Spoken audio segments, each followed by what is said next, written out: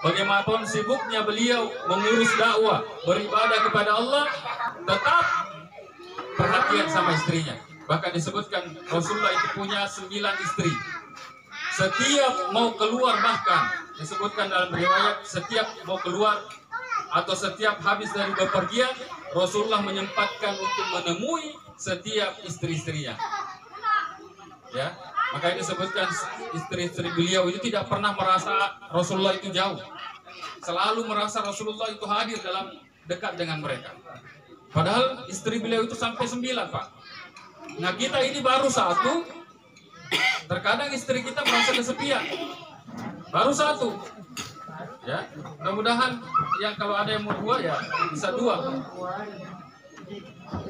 Jadi kita harus perhatian sama istri. Ya. Menyempatkan diri untuk bersama istri. Begitu juga istri selalu menyempatkan dengan suami. Kemudian di antara contoh dari Nabi SAW adalah seorang suami atau istri harus mendengarkan cerita dan curhatan istri. Jadi kalau istri kita curhat, maka usahakan untuk mendengar baik-baik. Karena biasanya kebiasaan wanita itu, Pak, itu memang suka cerita, suka curhat. Ya. Makanya disebutkan dalam penelitian itu, seperti yang sering disebutkan oleh Ustaz Irfan, itu wanita itu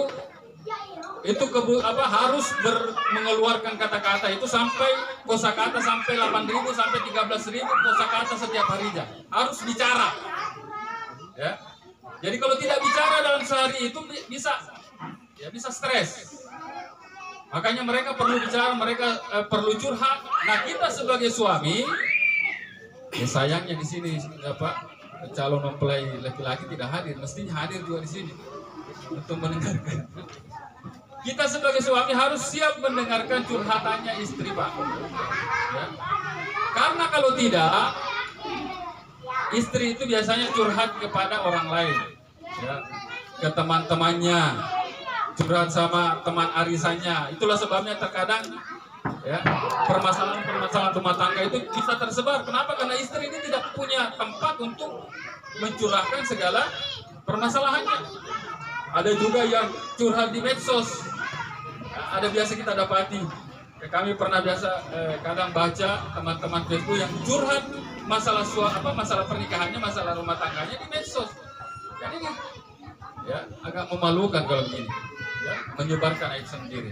Makanya perlunya kita bersama-sama ya saling curhat-curhatan, saling cerita sebelum tidur.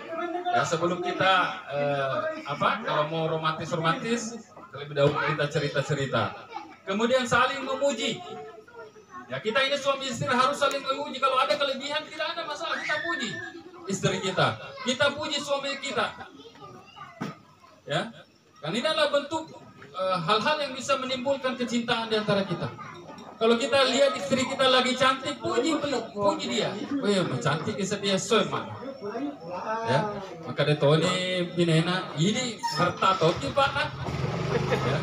Akhirnya ya cocok nih boleh ayo nih. Jadi pujian-pujian seperti ini akan menimbulkan kedekatan antara kita. Ya. Jangan pelit untuk memberikan pujian, Pak. Kok cantik? Ya, puji, cantik gimana? Kok pokoknya kita ya. Ya maka aku mau balik juga cantik padahal mungkin ya dia menegur cemeh agak.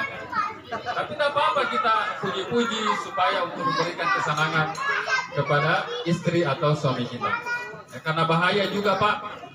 Ya, kalau kita tidak pernah puji istri kita, bahaya nanti orang lain yang puji. Oh, ini cantik sedih. Nah, itu akan timbul fitnah di antara kita.